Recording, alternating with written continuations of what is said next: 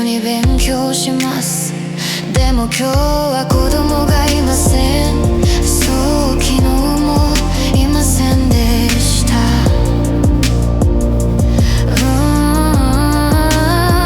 本はどこにありますか？中にあります。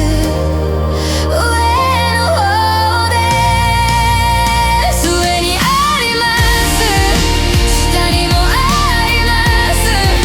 前に人がいます。後ろにも子供がいます。外か中かどこですか？あ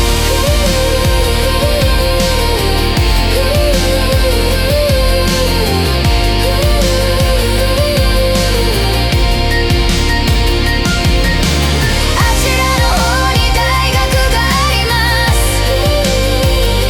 その後ろに何がありますか？いいところです。とても大きいです。そこの外で友達に会いました。